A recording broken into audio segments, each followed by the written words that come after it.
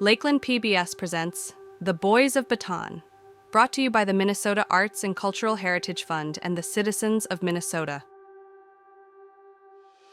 The 194 soldiers have continued to be front and center around the world.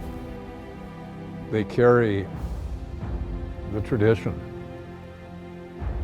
of the men of Company A wherever they go.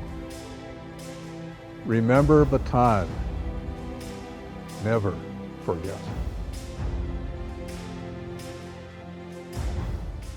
I'm John Erickson. I'm the Brainerd Public Schools Archivist, also the curator, which means that I also get to put together exhibits for Brainerd Public Schools. We are in the historic Tornstrom Auditorium in the historic Washington High School, now known as Washington Educational Service Building. We're on the stage in Tornstrom. This is a 1929 stage, a 1929 building, and the place from which many of the men we will be talking about went to school. Many of them did not get to the high school level because there was a dropout rate that was very high in the 1930s, which is the period immediately before our time. So it was brand new when many of the men of the 194th Company A were students here. They were the first steps hitting those landings. And that right foot hits the same spot all the time. And then it turns to go down to the next level. And that hitting and then turning over the years with the 10,000s of students who have been through the building have created an obvious spot for feet to land. We have many other features in the building that are striking from the standpoint of the character of the building, probably the principal one of which is the gymnasium. It has the same bleacher seats made out of oak planks, but the girders that are in there, the whole closeness to the gym floor itself, all of which would have been the same for many of these young men. Many of them were star athletes as well. The school itself housed these students over the years, including these men. So for example, several of them were star theater performers. They would have been on this stage. Officers of the class of whichever year it might be. From the standpoint of group pictures, the back southern exposure of the school outside was a place where all the group pictures were taken because of the great south light coming onto the faces of the gathered students.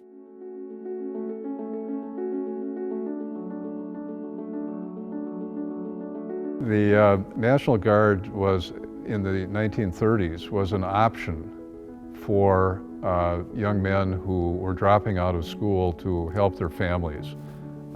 It was a survival time. Retention of young males was a definite problem recognized by the school district, but there wasn't much to be done about it, in large part because of the Depression. The National Guard Armory, as we refer to it, was actually the Armory, not the National Guard Armory, when it was built in 1936. Now, the other thing about that armory that I think is important to note is that the builders of the armory were people by the name of Samuelson. The father, Ben Samuelson, was the lead contractor. From all indications, his son, Walter Samuelson, was also working on the site, on that armory. Walter Samuelson became a sergeant in the Army National Guard. The armory was actually in the center of the government commercial area of the city of Brainerd. It was the place to be. And it was also the place to be for these young men. They were interested in the vehicles that were there. The armory was made to take tanks.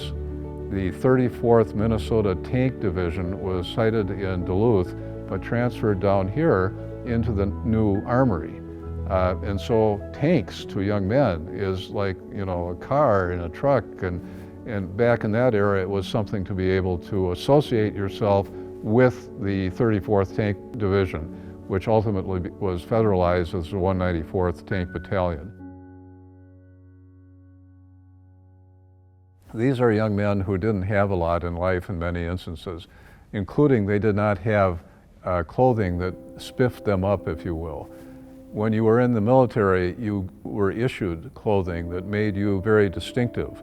You were set apart from others. And particularly when you went to a dress rehearsal kind of a place, for example, before they shipped out, there was a ball at which they dressed up and they signed in on a register. But they were able to dress themselves up for their being a soldier. It gave them status. The men were first quarantined. They were thinking that they were going to be taken to Washington State by train earlier than what turned out to be the case. But they were quarantined not for disease purposes, but just to keep them cohered as a unit together before they left town. On February 10 of 1941, the order came through, we're leaving now. And so they packed their bags, literally and figuratively both, and they marched the 2 or 3 blocks to the train depot. Again, the armory being part of the center of downtown. The train depot was an old-fashioned large wooden structure with a platform on the outside for baggage and people. And it is on an east-west run. So the train ran, Northern Pacific ran from Brainerd directly west to Washington State, which is where the destination was for training. This was late at night. It was February 10th.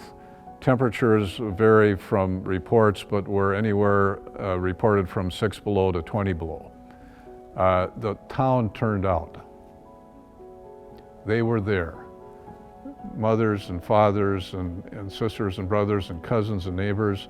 There was a band, a marching band, that accompanied the soldiers marching to the train depot. The train was delayed in departure because of the obvious emotional aspects of separating from the soldiers, some of whom, of course, were never seen again. But the depot and the train loaded, and the men went west to Washington State for training.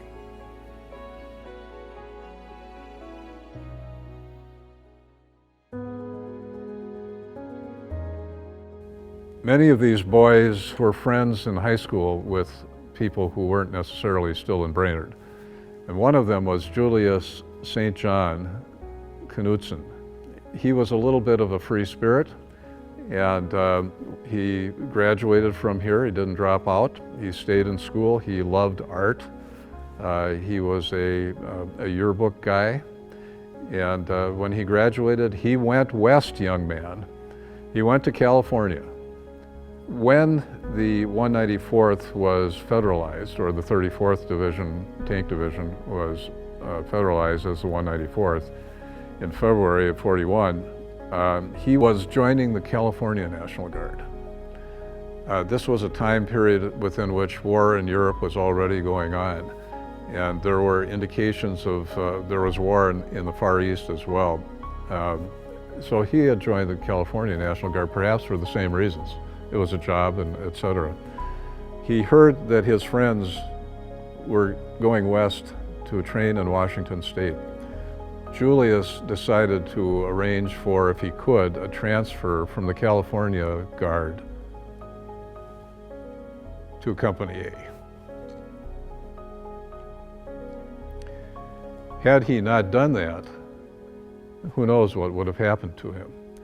But when he chose to cast his lot with his friends, the result was that he became a prisoner of war first, and then he became a missing in action secondly. He joined up with the Boys of Bataan from Brainerd Public Schools, numbering probably about 35 total out of Company A's 60 or so men with ties to Brainerd Public Schools, of which 19 died, KIA, and Julius was the sole MIA. They didn't know they were going to war. They knew they were going to extended training, in Washington State, but they hadn't been alerted that they were going into combat from there. They didn't know that they were going to be deploying out. It's 7,000 miles. We don't necessarily think that that's a big deal these days when people are supplied by aircraft that can take off from here and land in Manila with, you know, a huge supply arrangement, but it was not possible in that day. That was a 7,000-mile ocean trip, and with Japan just to the north of the Philippines, that was not going to happen.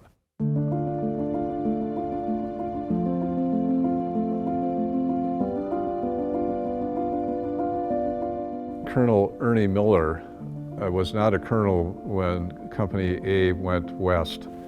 He was Major Miller at the time, befitting the status that he had as commander of the battalion, the 194th Tank Battalion. He had 62 men, more or less. They shifted in number as they went west in training and out to the Philippines, with people being added and subtracted, but basically we're talking about 62 or so. And again, more than half of those had connections to Brainerd Public Schools. Colonel Miller came to Minnesota from New York State, and as a young man he had actually served with General Jack Pershing in World War I. I'm not sure that he went overseas with Pershing, but he was in Pershing's army, and ultimately came to Minnesota and became associated with the development of Camp Ripley, just south of Brainerd. Among his skills, he was a surveyor, so he knew how to navigate land of different types, and in fact surveyed much of Camp Ripley. I make that point because when they landed in the Philippines, the first thing that he wanted to know, Colonel Miller, then Major Miller, wanted to know was, what do we have for knowledge about the terrain that we may be fighting on? Now that was pretty foresighted because they were fighting about 90 days later. They were in combat. His men had hardly settled into training. They were reassembling tanks. They didn't have the right ammunition for the tanks. It was a difficult situation. Yesterday, December 7th, 1941, a date which will live in infamy. The United States of America was suddenly and deliberately attacked by naval and air forces of the Empire of Japan.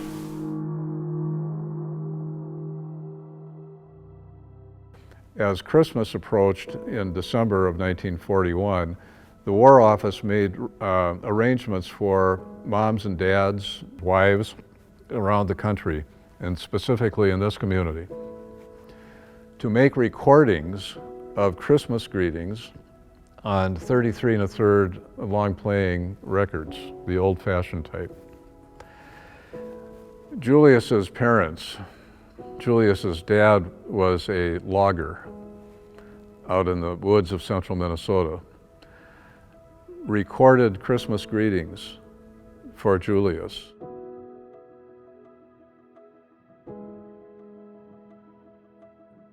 Hello, Julius, this is your dad. I want to wish you a Merry Christmas and a Happy New Year. We're all busy here at home, and we've got a big job in the North Country, and Don and Mr. Carlton and several other of the boys that you know are working for me. We're going to be busy all winter here, and our Spring Valley job is going along. We're fighting some freight rates right now so as we can get to ship the ore. We're going to develop this thing in the spring, and I think that we'll have a lot of things for you boys to do when you get back to this country, which I hope will be soon. Oh, I hope that you aren't getting too much heat. We know that you're in the other end of the world and that you're having your summer now. But do what you can, fella, and I wish you a Merry Christmas again, and I hope you'll get along in good shape right soon. Hello, Judy. This is Mother. I want you to know that this was Dad's idea, and it's just taken the town by storm. I went downtown to find out first if there was a machine that could be used, and John Linneman is running a machine for us. And Dad talked to Henry Mills and to Frank Johnson, who are in charge of the local home guard now, and got the use of the armory. And the newspaper has been just wonderful, putting in 3 different articles about this. They even took a list of some of the boys whose people didn't have telephones. I didn't know how to get in touch with them to be sure that they knew about it. And so the newspaper took down the names of those boys, and their folks have called, and everybody's had a great time over it. John Linneman was here till 12:30 last night, although his hours were supposed to be from 7 until 9. He had a fine time with those people that were there last night, and tonight will be just as bad, if not worse, I guess. I telephoned to so many people and some parents that I've never seen and possibly never will, but we've chatted about you boys and had a fine time about it all. Aunt Donna sent us a road map yesterday and a bulletin with the attractions of Portland and so on. I guess she's thinking that she's going to get us out west for a trip. I'm going to wish you a Merry Christmas now, Judy. Goodbye. Those recordings were meant to be sent and received by the men of Company A in the Philippines. Julius never heard those at Christmas 1941 when he was in combat at that time fighting for this country.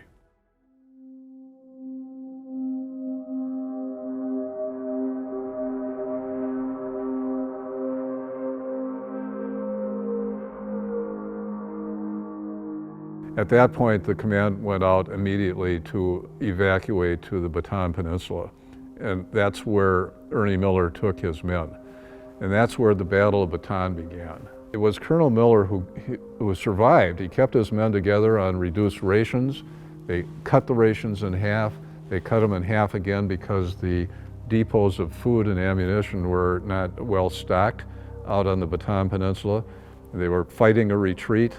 Ultimately, he was ordered to surrender his men. The call signal for that went to all of the military people who had been battling the Japanese for 4 months, delaying for the benefit of America to recover after Pearl Harbor. The call signal was crash. And when that crash signal came, Miller ordered all the tanks to be destroyed. And so these men were destroying their own weaponry. He kept with the men all the way. He survived hell ships. He survived the Death March. He survived the forced labor camp that he was in Japan. And all the way through, he was keeping track of the history of what happened. He would use small scraps of paper and hide them.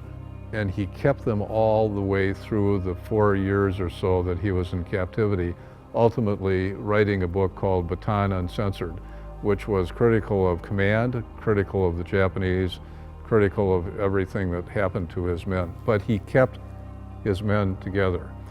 And when the war was over, he was awarded the Silver Star, which can be awarded to a military person in a combat situation in a hostile environment. And I think it was awarded to him not only for his gallantry in combat, he was on the front line running between tanks as they were repelling Japanese, but also because of his leadership. During the time of his confinement, he lost a son. He did not know this, but he lost a son in combat in Europe. He learned that when he came home.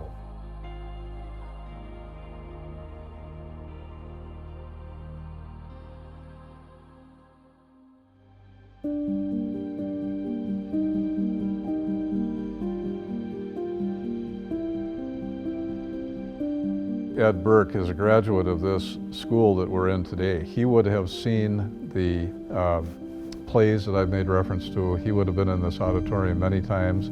Ed Burke was a bright young man. He graduated at age 16 from this high school.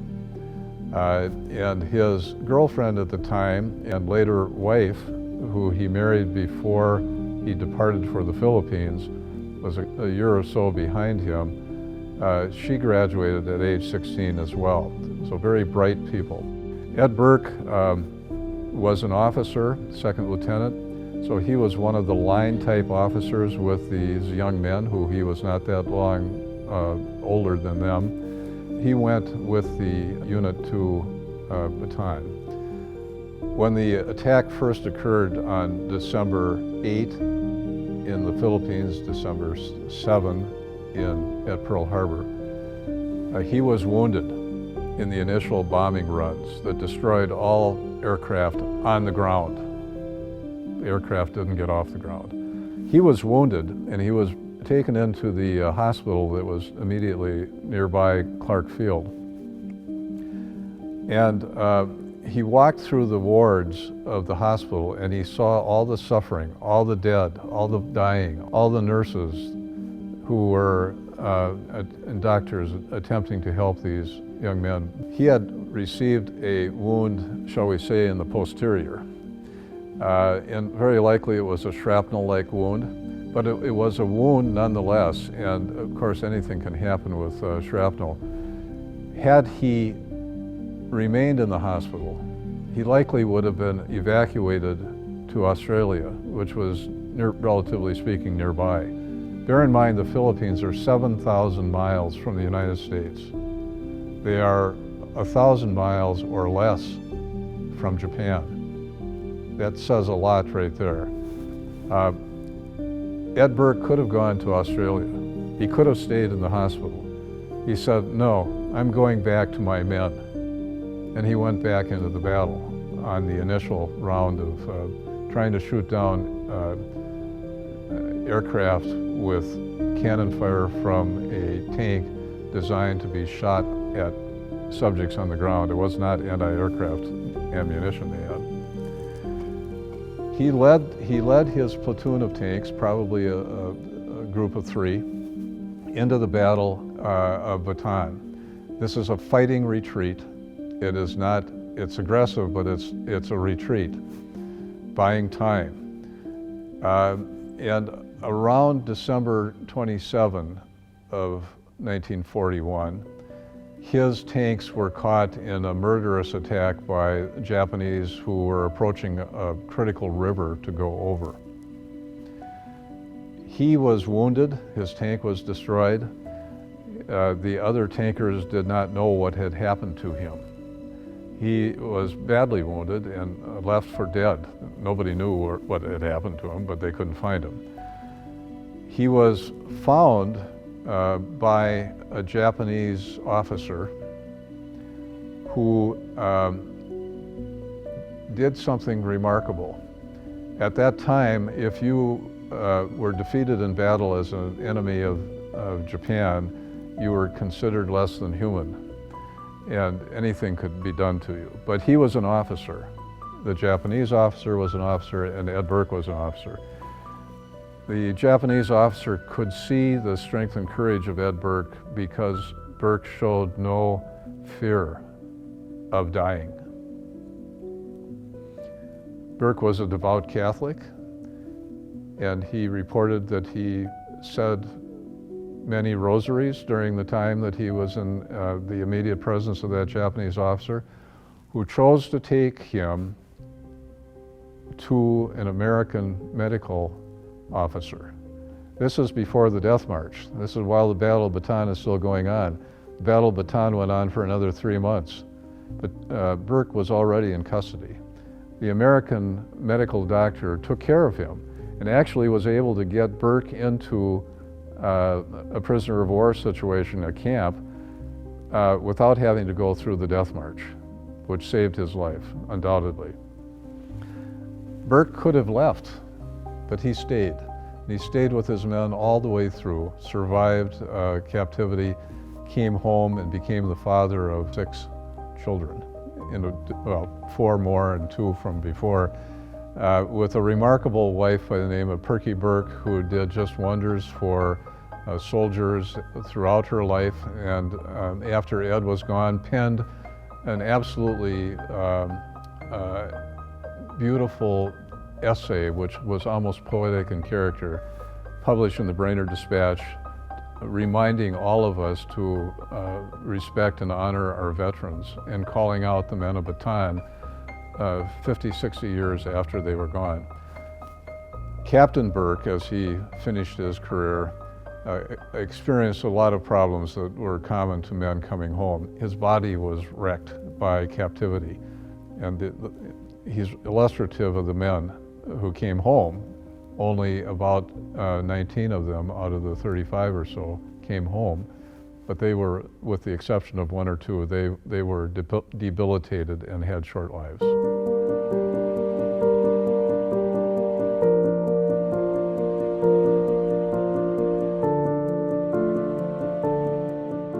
Private August Bender and Private Gerald Bell were tankers with Lieutenant Burke, defending against the Japanese advance across the river. It was obvious that the Japanese were going to be able to cross the river, but they needed to be slowed down. A request came from probably Lieutenant Burke as to obtaining volunteers to man a machine gun at the crossing of the river. There was a bridge where the Japanese army was expected to come fast. Bender, aged about 21. Bell, aged about 19. Bell was a dropout but had attended school in Brainerd Public Schools. Bender was a graduate. Volunteered to defend the retreat of the tankers who were trying to escape to fight another day. It was a sure death sentence. They manned the machine gun. No one ever saw them again. Never seen again. They're not treated as missing in action because of the obviousness of what they were volunteering to do and what undoubtedly happened to them.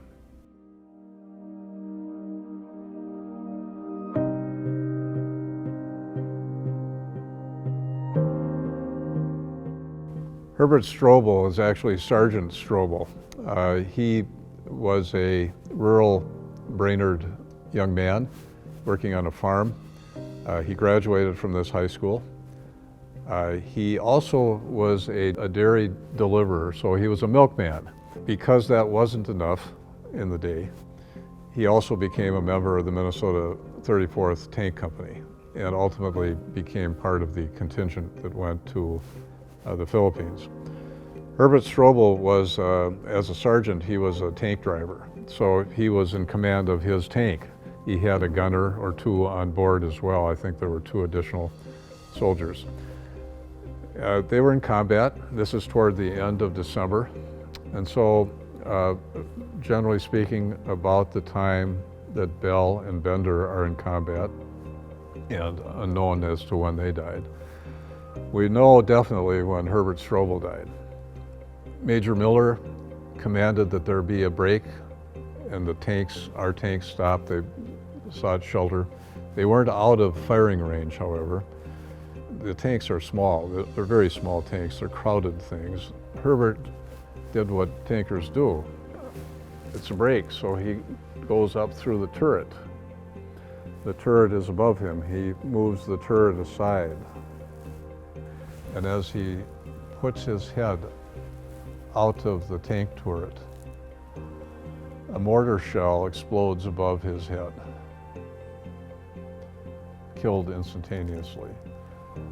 Colonel Miller was there, retrieved, recovered Sergeant Strobel from the tank.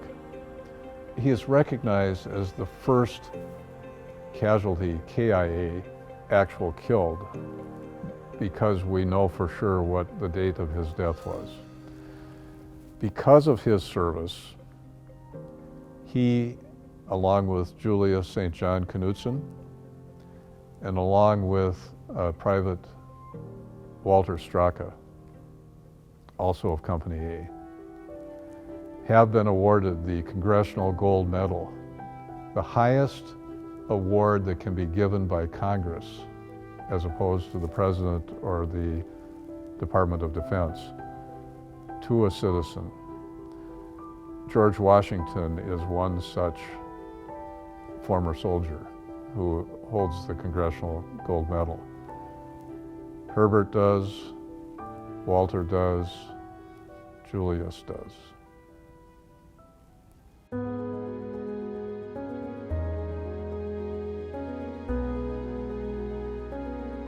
Sergeant Walter Samuelson is a very special story for a number of reasons. His family accompanied him to training on the West Coast in Washington State, which was not uncommon with the men going out there. Sergeant Samuelson, because he had a family and because of his age, could have said, "I'm going home." Once the deployment order came through, he had the option of declining to go with his men on the ship to the Philippines. And he said, "I'm going to the Philippines." He told his family at the kitchen table. I've heard this from Don Samuelson. This was very traumatic for the family, as can be imagined. That was the last he saw of his father. His father ultimately survived combat, survived the death march, survived initial captivity as a POW, survived the trip on a hell ship, which was horrendous. These are men stuffed into the hold, no water, no food, disease is rampant, sanitation facilities are non-existent, and they're transported from the Philippines in many of these instances to both Japan and Manchuria. Manchuria is located adjacent to North Korea today. It wasn't North Korea at the time, but it's North Korea today. Also, Mongolia is a bordering country. Also, Russia is, northern Russia. We're talking about up north, cold, hard conditions. And when Samuelson's hell ship arrived in Manchuria to let people off, he was in terrible, terrible condition. I mean, disease again, it's just, these were men who were already weakened from combat and lack of rations, and et cetera. Walter Samuelson died in Manchuria. He could have been home in Minnesota. And to this day, it's the examples of men like Walter Samuelson who helped build that armory.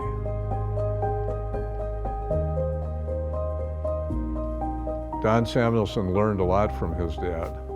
Don Samuelson went on to become a Minnesota senator and a Minnesota House of Representatives state level, but he did it over decades of work. Don Samuelson also was a bricklayer.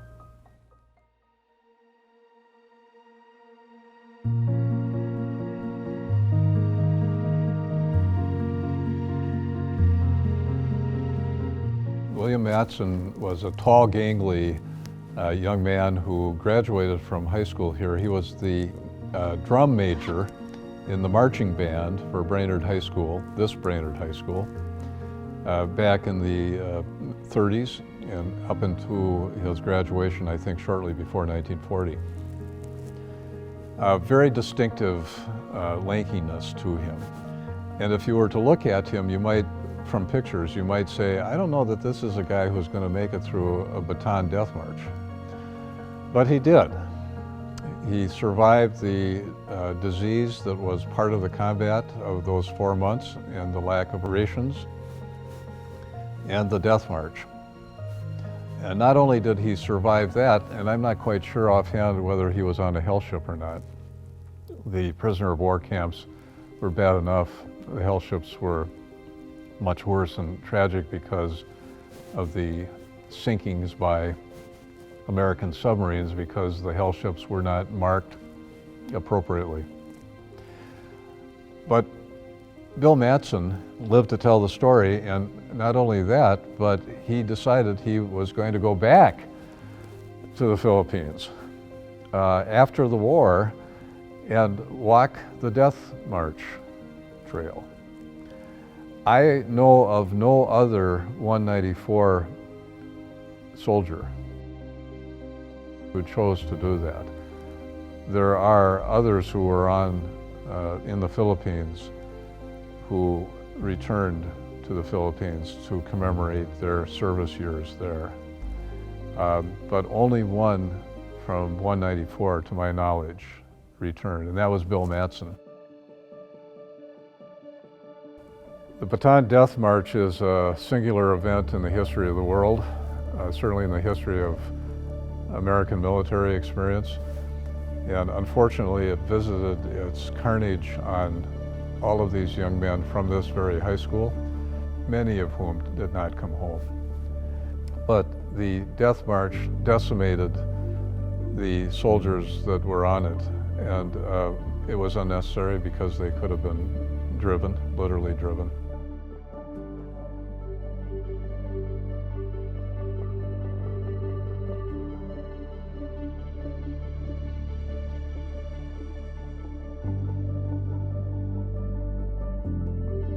On the march were several young men of note, and they were young men. None of these are over 21 years of age. One of them is Jim McComas. Jim McComas is also known as Whaler, and he's known as Whaler because he was a great athlete. He was not terribly tall, but he was fairly wide and strong. He became one of a gang of 5 on the Death March. They tried to stick together. They tried to help each other through harder times on the Death March, and there were many. He was with Walt Straka. Walt Straka was not an athlete. He was a high school dropout, but he was tough as nails. Walt had an attitude that wasn't going to let anything stop him. Walt was also an extremely devout Catholic, and that comes into play as well. Also part of this group was Ken Porwall. Ken was a great athlete as well. And as life has it, the 2 last standing of all of the men of the 194th Tank Battalion, Company A, were next to last, Ken Porwall, and last, Walt Straka. With them also was Julius St. John Knudsen, and also Byron Villette. And one other, Sign was his name. But those 5 began the march together. And along the march, because they were all, to some degree, sick, for the reasons that are rampant here, McComas, who is a great athlete, tells the other ones, I'm having a hard time. They carry him as far as they can, but they're wearing down. Literally, they carry him. And when men couldn't go any further and they lay down on the ground, the Japanese guards would kill them, bayonet them, leave them for dead, push them off the road. That was known to these men. And at some point, McComas said, he's a team player. McComas said, you can't carry me, I can't walk, leave me. They picked a spot and they left him. He rolled into the ditch, out of sight. Apparently no guard saw him. The others went on and they didn't talk about him again. It was hard. Time passes. The march is an extended march, so there are men marching, a line that's many miles long probably. And somewhere along the way, McComas recovers his strength. He doesn't die. He's too much of an athlete to die. He regains the line of march. He shuffles back into it. And he walks the rest of the death march. Part of it was actually done by putting the men in cattle cars, shoving them in to the point for when they stopped the cattle cars and told everybody to get off. Those who could get off did, and those who had died because they were so crushed into the cattle cars simply fell over. McComas got back into the line of march, and he is brought into the prisoner of war camp. And he finds Ken Porwell, who was a childhood friend of his. They played football together, undefeated team. And he hovers over Porwell's bed. And Porwell looks up at him and says words to the effect, "I thought you're dead." And he wasn't. In that group of 5, Julius St. John Knudsen, at some point, is ordered to get into a Japanese truck, we believe, and is last seen driving off into the jungle in the back of the truck. We don't know what he did, why that was done, but that's the last that was seen of Julius St. John Knudsen. It's remarkable that McComas survived all things. Porwell survived all things. Follett, the star athlete, who was a halfback type in great shape, didn't carry excess weight, didn't. Germs don't care. If you get it, you're dead, and he was. Sign survived as well.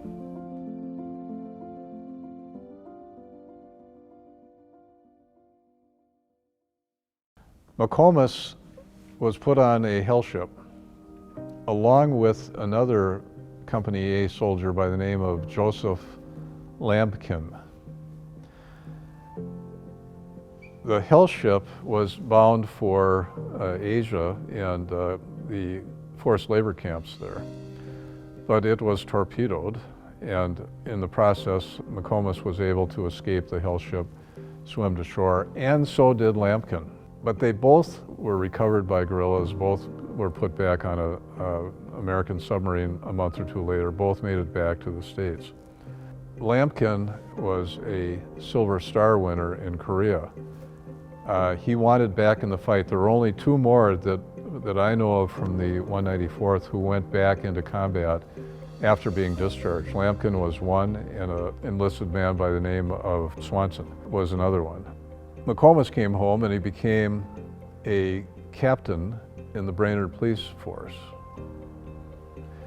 His office was located in City Hall, a block away from the county courthouse, on top of which were carillon bells that on the hour rang the hour, and on the half hour rang the half hour, and also were capable of concert playing. They were literally bells at the time. Located on the top of the courthouse, they had a reach from the courthouse 6 miles in either direction. That's a memorial there that is a reminder to everyone who knows that it's a memorial, which is not to say that everybody does, for not only the dead of Bataan, but also for all Brainerd veteran deaths in war. And there were many more besides the Philippine experience. Captain McComas heard those bells every day from a block or so away in his office in Brainerd City Hall. They had to be very challenging reminders for what he had gone through.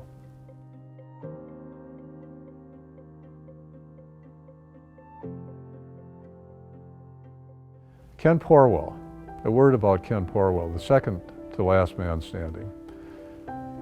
Ken Porwell, again, was an outstanding athlete, and probably that helped him get through all of these things. He was in Manchuria.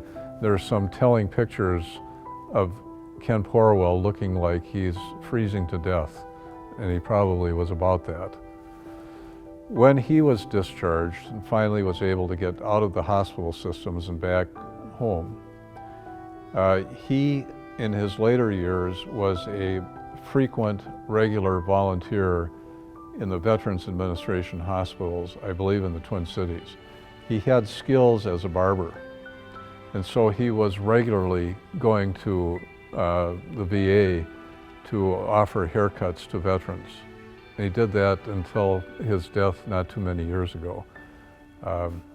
We had remarkable young men that left, and we had remarkable men who came back.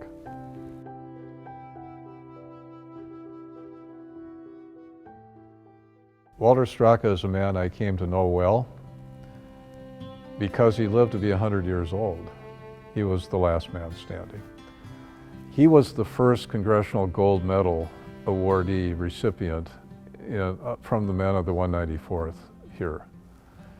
Walt survived everything. He survived the Death March, he survived combat, he survived hellship transport to Japan. He worked in a forced labor camp in Japan for providing the Japanese military with metallic substances for their deployment back against Americans. And he survived also the atomic bomb. Literally, because his city was targeted, he learned later, for the second atomic bomb to be dropped on it after Hiroshima. It wasn't dropped because of weather. The weather was not sufficient to allow the bombardier to figure out where to drop that sucker. The bomber went on to Nagasaki. Nagasaki got hit. Walt didn't get hit. Walt survived. In that sense, he survived the atomic bomb. Walt said that he survived all of this because he repeatedly prayed the rosary. The rosary, I'm not Catholic, but I understand that the rosary can be prayed for hope, for faith, and for charity. I think Walt got all of those. Not only did he get all of those, but he also had what his parents gave him to begin with, which was the ability to survive through anything and the surliness that really was part of his charming character. But that helped him get through, along with his Catholicism that had him praying for those three important things. Remember Bataan. Never forget. That message gets repeated in the community in many ways, on many occasions, including on the annual Memorial Death March run, which is a 13-mile run, mostly by younger military people who are associated with the National Guard in Minnesota, but also by the community as a whole.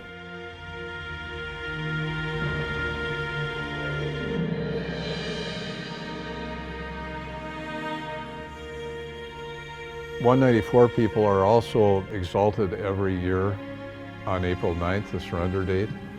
It is a very moving ceremonial event in which the roll call of all men is called in the armory on the floor, the drill floor of the armory, with facsimile dog tags hung on Colonel Miller's ceremonial sword. I'd like to thank you all for joining us today on this day of remembrance of the 82nd anniversary of the fall of Bataan, April 9th, 1942. I'd also like to welcome the family of Julie St. John Knudsen, who served with Company A, 194th Tank Battalion, and is still missing in action. He is being represented by Jim Knudsen, who will assist in laying the wreath today. I'd also like to welcome the family of Herbert Strobel, who served with Company A, 194th Tank Battalion, and Jerry Strobel will be also assisting in laying the wreath today.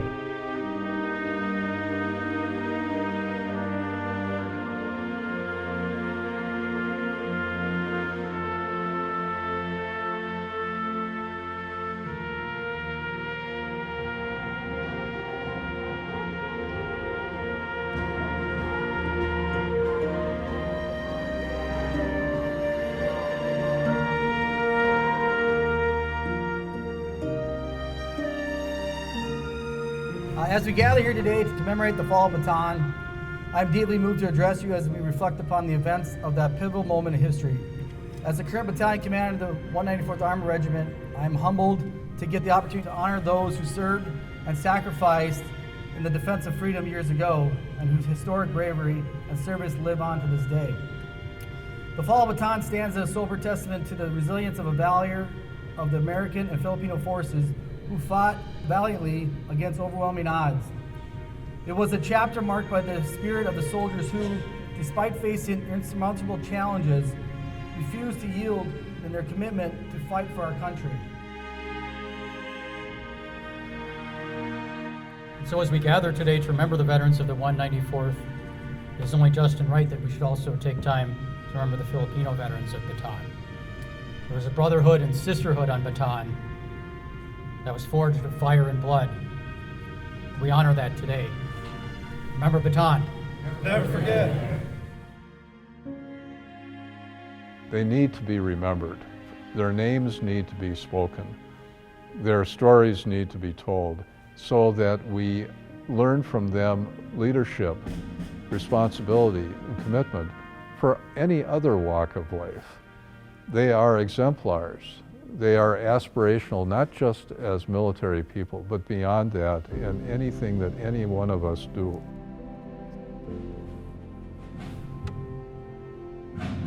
Milan Anderson.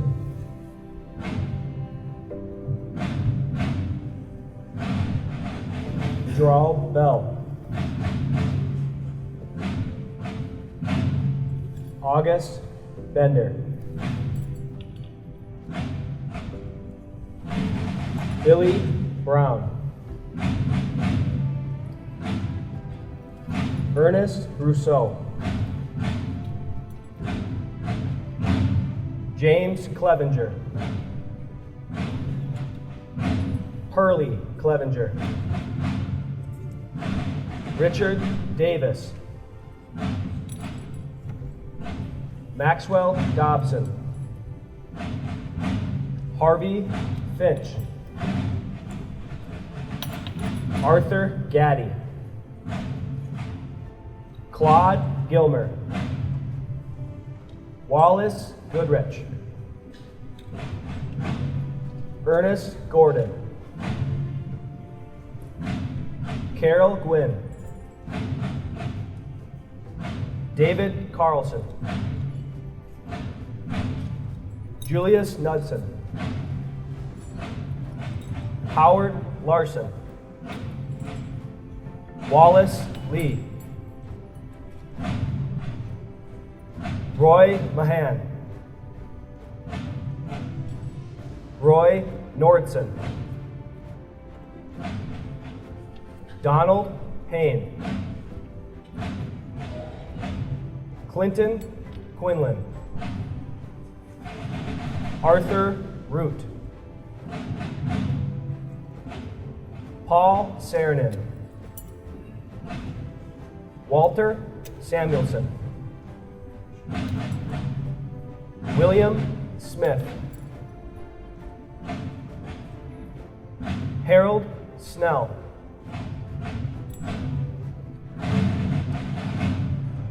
Wince Soulsby.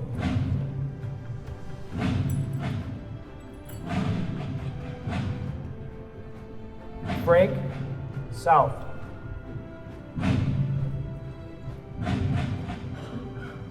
John Spornitz.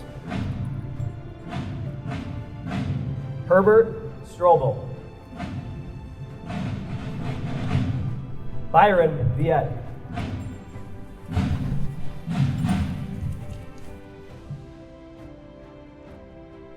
We will now call out the names of the members of Company A, 194th Tank Battalion that survived the war and returned home. Ernest B. Miller.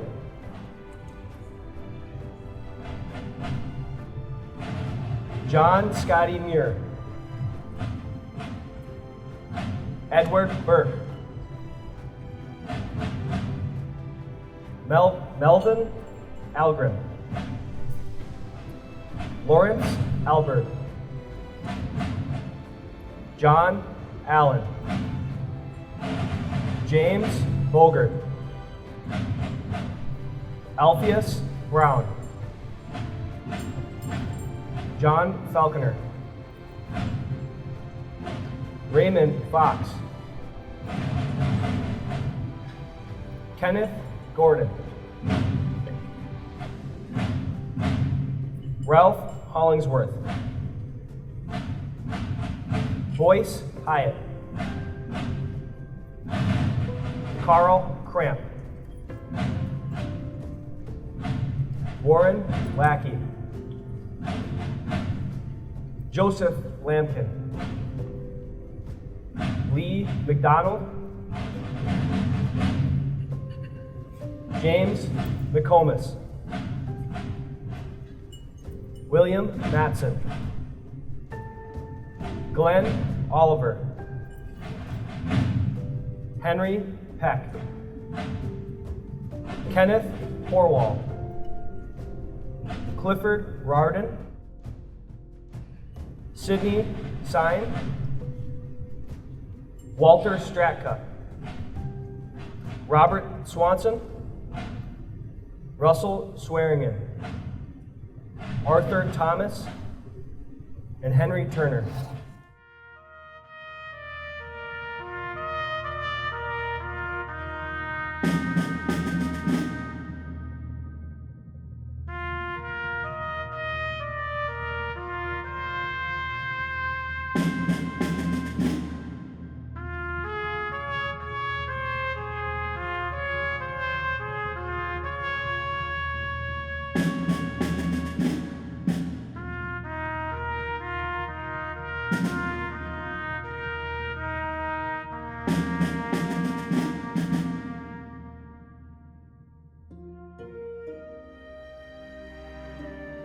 This program is brought to you by the Minnesota Arts and Cultural Heritage Fund, with money by the vote of the people, November 4th, 2008. Order! Halt!